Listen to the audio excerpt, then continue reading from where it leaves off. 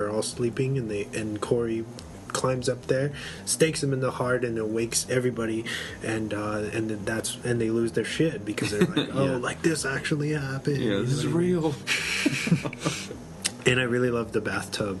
Oh, that was a good one. In the conclusion, yeah, when he's like, this vampire comes in through he's hiding behind one of the doors, and he confronts the Frog Brothers. Yes. Right, and they end up in the bathroom, where they had been concocting a mix of holy water and garlic. Yeah.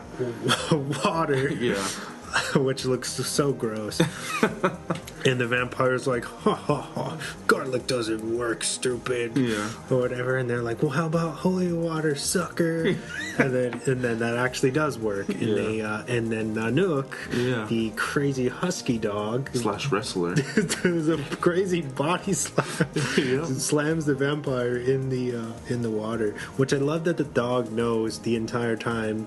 Everybody who's actually a vampire, if you pay attention, he's the big spoiler, because he's like, you're a vampire, fuck you, fuck you, yeah, exactly, and fuck you. Yeah. There's a lot of big things that even if you're paying attention. What is it? The Corey Haim is it Corey Haim? I think he invites the love interest of the mom in. He comes over. Oh, it was Michael. Yeah, it was Michael when he's getting ready to leave. He's like, "Oh, since you're the man of that house, are you gonna invite me in?" I won't come in unless you actually tell me it's okay. Yeah. And he goes, "Yeah, come on in." So from the very beginning of the movie, they had fucked themselves, unknowingly. Yeah. And I thought that was interesting, because for anybody who was watching it for the first time, if you're actually paying attention and like the vampire mythology, that's a big spoiler in itself. Like, this guy isn't who he seems to be. Yeah, vampires can't come into your house unless you invite them. Yeah, that's pretty cool. Do you have any thoughts on the soundtrack for this film, since you said you had downloaded one of the songs prior to this? Yeah. One of my signs from above. I really I enjoyed the soundtrack. It was really 80s. It's a great throwback. Yeah. I think it matches a lot of the tone, even opening with the doors. People Are Strange, with the shots of Santa Cruz. Yeah, looks really awesome. Very, very cool, right? Yeah. And that shirtless guy singing at the concert with the chain necklace and the purple spandex. I still believe. Oh my god, that guy was awesome. Shout out to Chris. He loves that dude. Oh, really? The baby oil dude. Yeah, he's always like, I still believe. Oh man. Yeah, it's gonna be look forward for my Instagram pictures this Halloween. I'm growing my hair out again, everybody. Ready? Be ready. I saw somebody who made a pin of him too. Really? The sax, yeah. Oh my god, that guy is fucking He's a boss. This is so long ago, you probably don't remember this, but I believe so they did a straight up sequel to the original Lost Boys. Marvel released a graphic novel. Okay. In which they pick up where the characters left off, obviously, because Corey Haim has passed on. Yeah. R.I.P.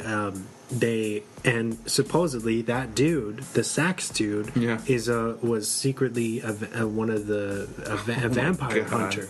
He was a hunter. Oh, he's a hunter. Okay. And he comes in and he helps them in the comic book.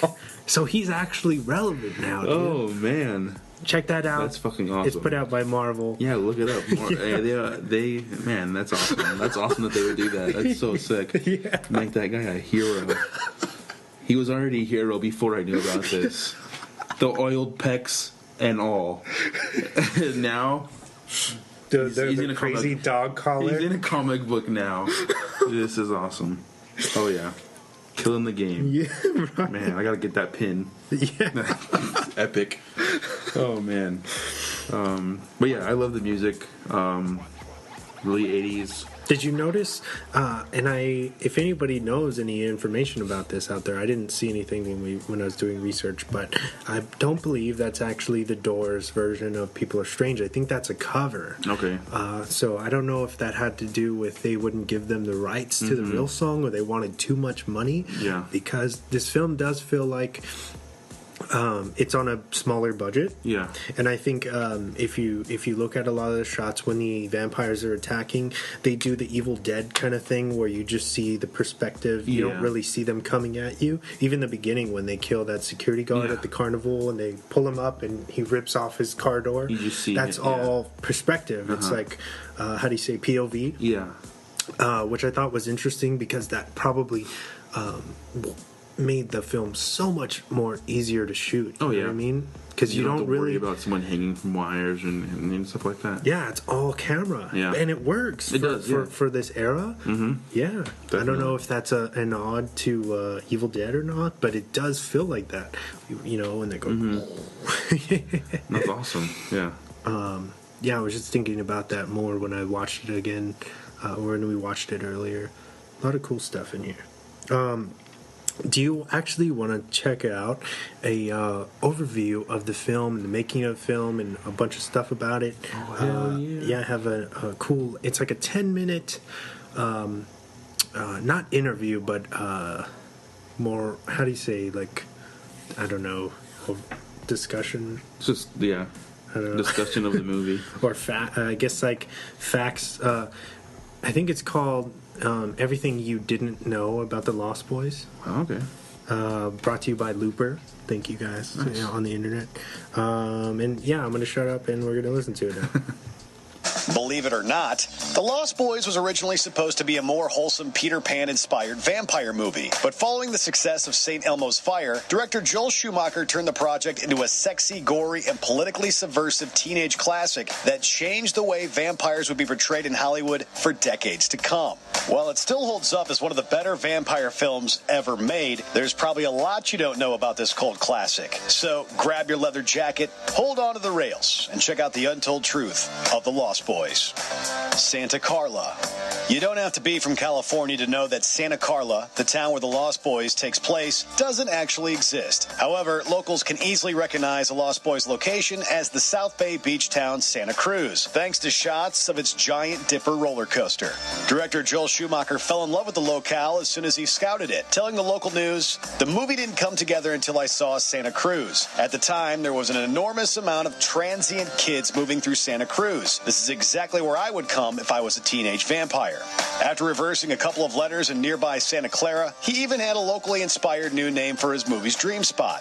The cast enjoyed filming in the scenic beach town too. Corey Feldman recalled, "We had such a great time there. Being kids and having the opportunity to be at the boardwalk every day, getting to ride on the Giant Dipper and being at the beach. It was such a fun experience."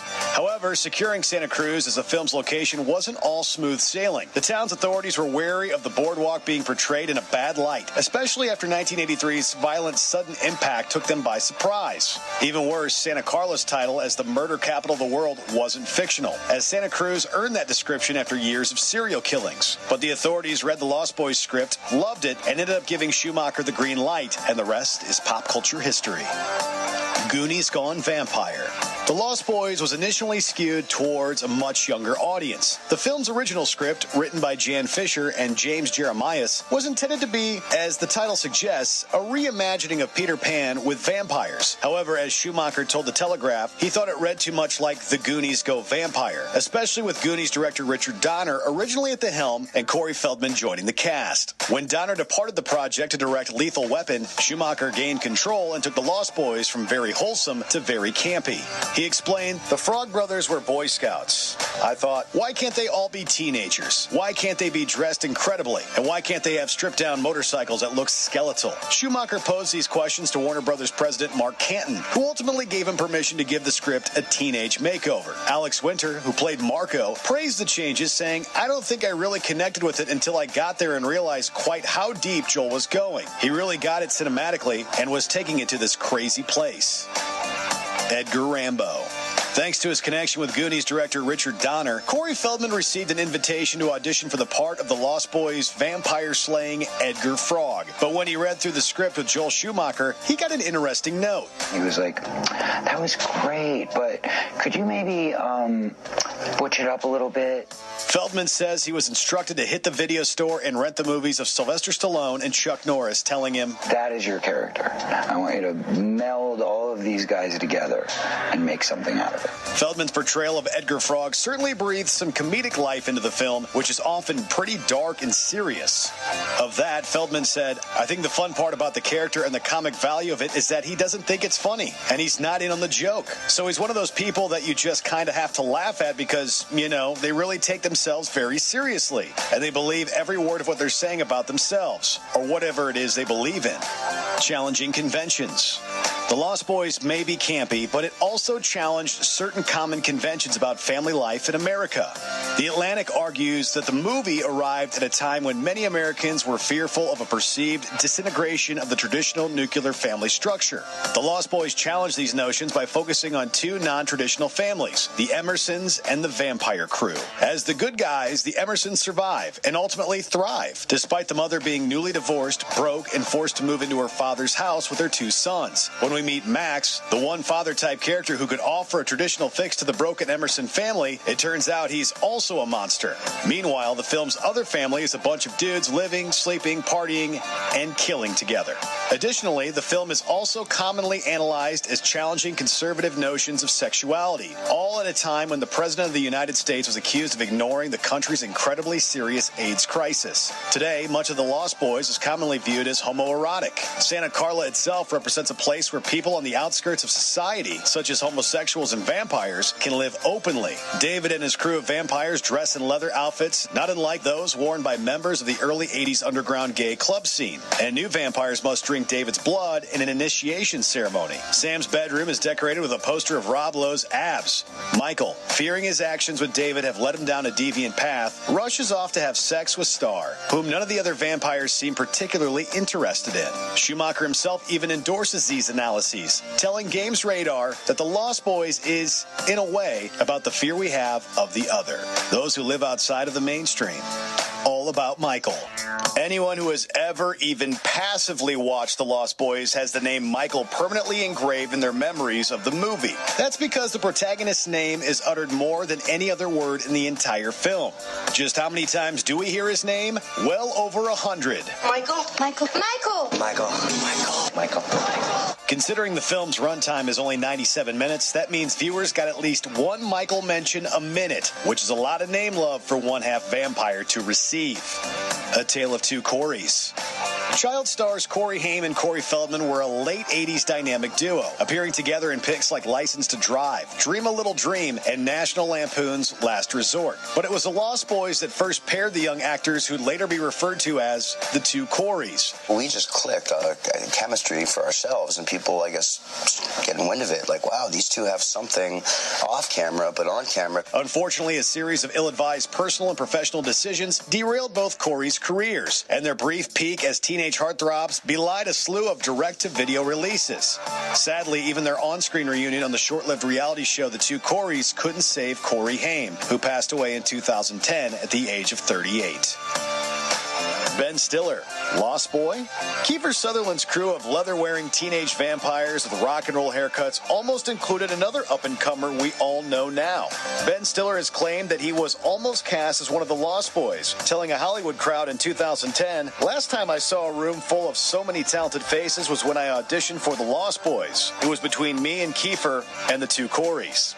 He might have been joking, but the actor would have been 21 at the time of the production, which makes him the right age for one of the roles. It's also fairly easy to imagine the dark-haired Stiller wearing leather and riding a motorcycle alongside Sutherland and crew. Considering all the models that did make it into the cast, it's also easy to picture Zoolander's patented blue steel pose stacking up against Brooke McCarter's tough guy smirk quite nicely.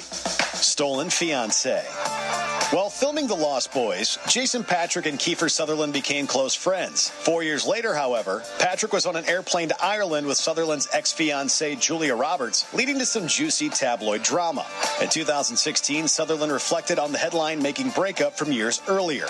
We were young, and we were both very much in love, and we had decided that we wanted to get married. She was arguably the most famous woman in the world. This wedding that was supposed to be something between the two of us became something so big. I think she had the courage.